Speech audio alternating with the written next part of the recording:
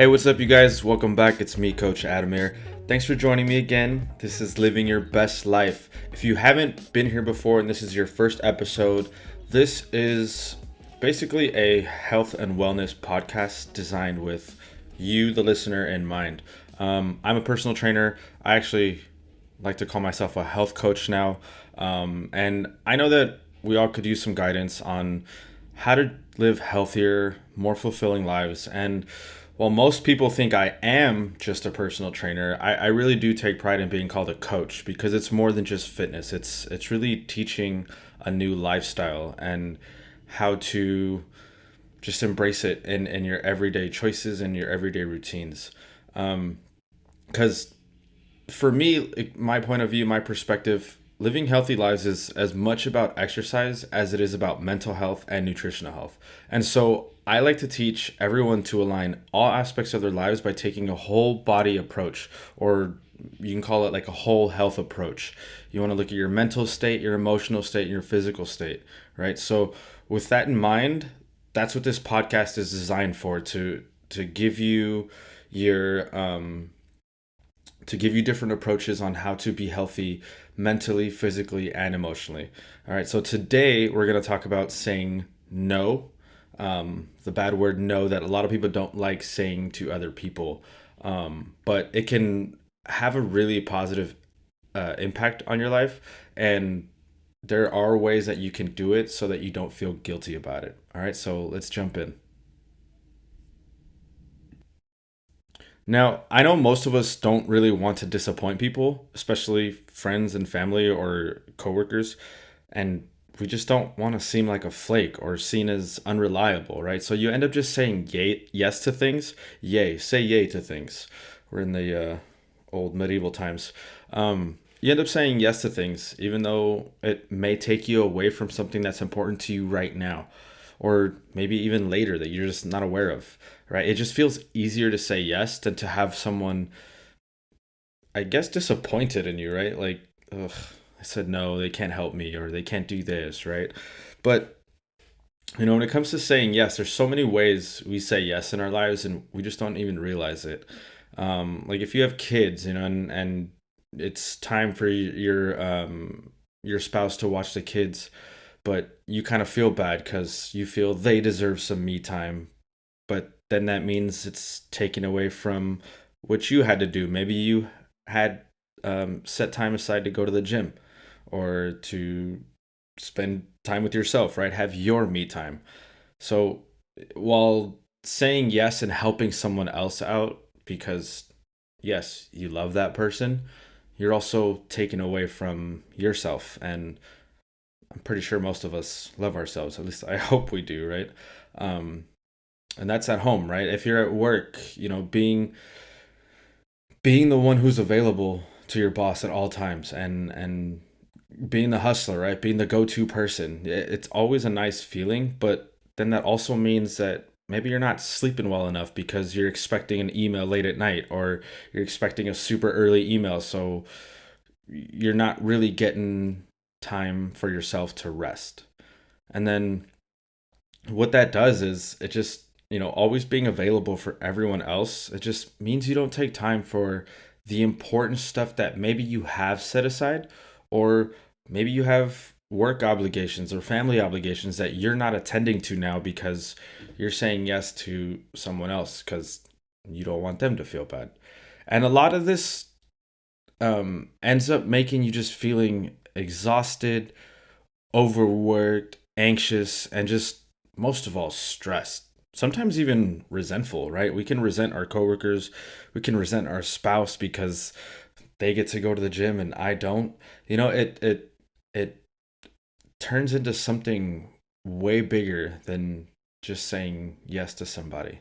So let's learn a couple ways that we can say no, but still be available for people, and hopefully not have them be upset, right? We still have to be respectful in ways that we say no. And I'll talk about that closer to the end. So instead of us being exhausted at the end of every day because we're trying to please everybody, we'll be able to be our best self so that when we do say yes to people, we show up for them at our 100% top everything.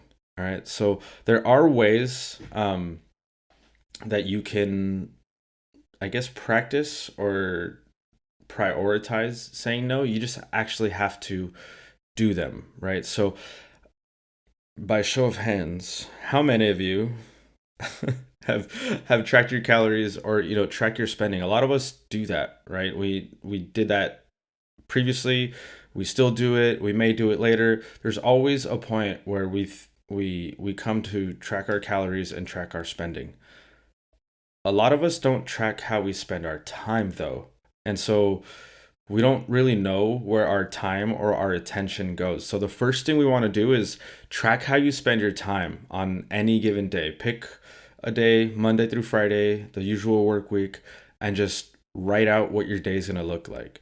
Um, and there's a reason you agree to so many things, and that's because you don't really have a clear picture of what your day is, right? Without a clear sense of how you're spending your time, it's going to be easy to think that you have time for other stuff. Like, sure, I can stay late, or no, I don't have time to read 10 pages of this book every day, right? We don't know if we can fit things in, or we think that we can fit more than we're supposed to. So it goes both ways on that part, right? We may over or underestimate how much time we have in any given day. And if you write everything down, you can just see where your time is going, right? If you write down your spending, you can see where your money's going. If you write down your calories, you can see where your weight is going. But from there, you can make better decisions about how you spend your time. All right. And then when you do um, write things down, when you do have to do it, just use a diary to recap the day afterwards, right? Be honest with yourself about how the day usually goes. And then notice any patterns of where you spend most of your time. Do you spend a lot of time on social media? Do you spend a lot of time in front of the TV catching up on shows?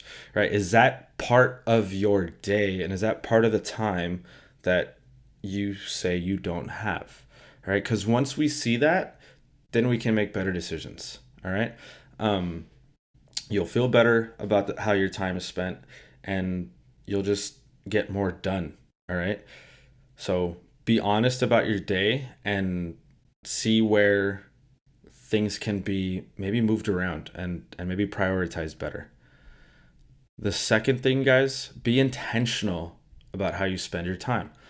Sometimes we say yes, not aware of what we're saying no to at that time. Like, I could be saying yes to helping a friend out in the afternoon with something, with a project they need to work on, not knowing that it's going to take me 3 hours and I have something to do in 2 hours. So I may say yes right now because I want to help my friend out, but I don't realize that it's going to take longer than the time I actually have. So be aware, right? Be intentional of where you're going with your time. So with that recap of your day, what you can see is how much you try to fit into that time you have and how productive or unproductive you really are. Or like I mentioned, sitting in front of the TV, like a lot of us put that as part of the time we spend, and then we say, I didn't have time to read. I didn't have time to journal. I didn't have time to go to the gym. Really, you just spent 3 hours watching Game of Thrones. No offense to Game of Thrones. I would have done the same thing probably, but don't complain about that you don't have time. If you choose to do that, great. But don't complain later that you weren't able to get things done because you quote unquote ran out of time. Okay? So be intentional, right? Consider the things that you want to spend more time on and the things that you can spend less time on, right? Like, make concessions, you guys, make sacrifices. Like I just said, if you're not going to make these sacrifices, then we can't complain that we don't have what we want. Okay, so don't neglect what's really important, like what's obviously important in your day, like picking up the kids or making dinner for the family or work, right? Don't neglect those things, but make sure they're not taking importance over things that are important to you as well. All right, so there's got to be a balance. Get me? Cool. You over there nodding your head. Appreciate you. Third one, practice saying no. All right. So this is where you practice, right? Like actors do this a lot. I do this a lot. Actually, no, I don't. I probably should more often, but practice in front of a mirror. All right. So, with the list in mind, the list that you just made, the list that we talked about, you have a visual right in front of you of what you say yes to and what you say no to, or what you're supposed to say no to. All right. And now you can practice that. So, go to your bathroom, close the door, turn on some music if you want to so nobody hears you because it might be awkward at first, which is fine. It will be awkward. Stare in the mirror, look yourself in the eye, and give yourself hypothetical situations where you can say no to. All right, it's just going to take practice. It's going to take repetition. So, say someone proposes a meeting, right? You have a meeting at 4 o'clock. Say, hey, you know what? I can't make that meeting at 4, but if we could do it at 5, I can totally make it. You're saying no, but also providing a solution. Okay, so now that kind of releases a little bit of that guilt off you. And it also gives the other person an opportunity to also say no or say yes, right? So I think this will help, right? Like I guess the structure here, right? Can't make the meeting at 4. Could we do 5 instead? So say no, propose solution. Right. So, like another example, my workload is pretty full at the moment, but I know someone who has the time and the knowledge to help. Right. So, if someone asks me to help them with something, it's like, you know what? I can't right now, but good friend of mine, they know exactly what they're doing. Here's his or her number. Give them a call. They'll be happy to help. Right. So, I'm still providing a solution. All right. And then if you're married with kids, yeah, I can't take care of the kids right now because I'm going to the gym, honey. But when I get back, I will give you a break so you can do what you need to do. Right? Like obviously that may have been a conversation beforehand when it comes to a spouse and things like that. But those are examples of how you can say no while not really saying no because you're still able to provide them with something. All right. And so when you do say no, it's just really important. Be respectful, right? And then just be kind when you do it. And I completely understand. I just can't right now.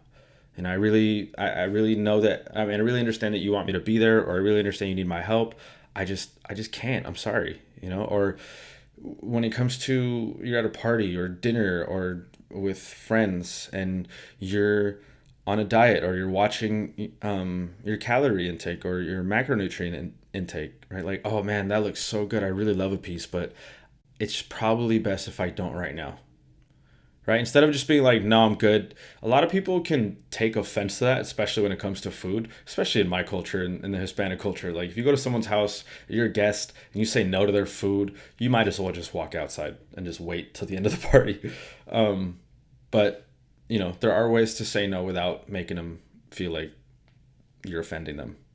Um, and when it comes to alcohol, like this is a big one, especially right now for any of you out there doing sober October. I'm right there with you. Actually, I started end of September, but I'm probably gonna try to go for longer than October. Anyways, I digress. So when you're not drinking, right, and you tell people like, hey, you know what, I'm not drinking, but thanks for offering. It's okay. No one's really gonna give you shit for it, and if they do, it'll be over in like 2 minutes. I promise. All right. So now that we're done practicing, sorry, the chair moved. Now that we're done practicing, you have to say no in real life, right? That's the hardest part. The silliest and goofiest part is practicing in front of the mirror. The hardest and most challenging part is actually saying it to a person that matters to you. Right? So just remember that the first time you start doing this, it's going to be difficult. It's going to be uncomfortable. But it'll get easier and you'll build confidence and you'll be able to say no with ease. as time goes on. All right. And just, you got to understand, people may be upset at first, but that's okay. That really isn't your problem. Sorry to say, but them being upset at you not being available for them is absurd. It's not your problem. All right. You have to put yourself first and they'll respect that, because I guarantee you, if they're unavailable at some time and you ask them for help, they will tell you no. Right. And I know you know those people, but they probably have learned that they don't need to be there for everyone all the time. All right. You may be the type of person who wants to be there for people. I am the same way. I like to be there for people, but they will end up taking more control of your time and your life than you do. All right. So don't give away your control. Don't give away your time and don't give away your attention if there's other things that are more important that need to be done for you. Listen, you guys, nothing's more important than taking time for yourself to take care of yourself. Over the last, what, 2, 3 years, like we've heard a lot about self-care. I know we heard about it before, but man, has the term self-care, like hashtag self-care, has blown up over the internet over the last 3 years. But it's just no secret how important it is in our lives, right? Whatever that self-care means for you. Spa day, like the typical self-care day, go get a massage, do all that. Self-care could be, I'm gonna go take a hike by myself, in nature. I'm gonna go sit on the beach by myself. I'm gonna go read my favorite book. Self-care is whatever you do to care for you. Okay, so when we feel like we don't have the time, or that we're just too tired from helping others, we really have to take a step back and take an inventory of how we're spending our time. Because we're also taking an inventory of where we're putting our energy, right? And energy is not something that we just want to give freely. All right, a lot of the times, the when we write things down, we see that we spend our time on a lot of meaningless things. Biggest example is social media. Now, I hate knocking social media because, I mean, what am I doing, right? My podcast is posted on social media outlets. Like, I hate knocking it. It's more about not letting social media consume so much of your time that you're neglecting other things in your life that are actually going to be productive and bring you value. Right? If we're on social media on our break and we got 20 minutes and we've been working for 3 hours straight, no interruptions, and you want to take a 20-minute social media break, by all means, go for it.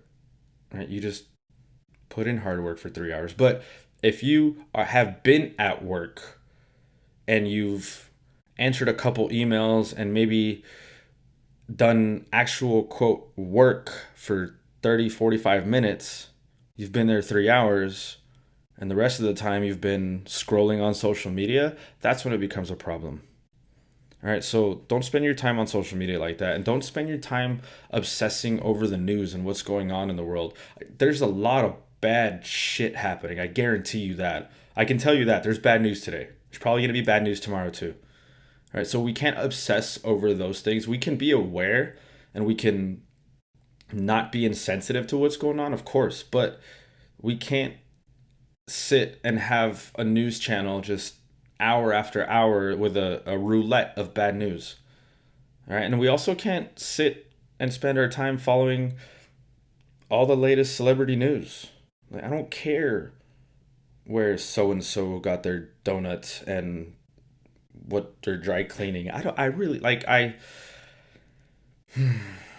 anyways.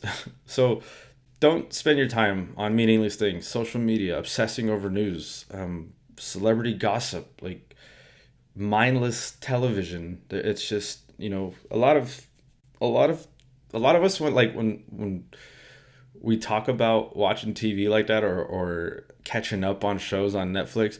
I do it all the time. Okay, I'm not here to pass judgment. The thing I want to, I guess, make clear is for us to realize that when we say we're gonna watch shows because we're gonna pass the time, it like kind of defeats the purpose of us complaining that we don't have time. So when you hear yourself sit and say, I'm gonna watch a couple hours of TV, I just need to pass the time real quick. You could probably be using that time to read that book you've been saying you're gonna read, or journal, write something for a little while, or finish that project you said, or you know, fix whatever in the house you told your husband or wife you were going to fix. um, find more meaningful things to spend your time, and you'll find it a lot easier to say no to people who are just gonna take more of your time. All right. And a lot of that time could also be spent with your family, which I think they would appreciate it as well. All right. So that's going to wrap it up for today, you guys. I really appreciate you listening, and I hope this helps. I don't want to say I'm a yes man. I'm not. I do know how to say no when it's necessary. But I do struggle with saying no to people. Sometimes I feel like, I don't know, maybe I owe it to them, or something, or obligation, but I'm working on it. And if we just make it a priority to make our time more important, it becomes easier. And it has become easier, believe me. I said no a lot recently. um, but practice, build that confidence, and you'll be better off. All right. So if you haven't, you guys find me on Instagram, at Coach Adamir. And then you can also subscribe to the podcast on Spotify or Apple, and check out my YouTube page as well. I'm posting videos on there also. And the podcast will also be available there. Sorry, I kind of spaced out for a second. I saw a spot on the wall. Yeah, ADD a little bit. Anyways, Instagram at Coach Adamir, podcast Living Your Best Life with Coach Adamir, and then YouTube also Coach Adamir. All right, so I'll talk to you guys next time. Have a great week. Remember to love yourself and go be the best version of yourself. Bye.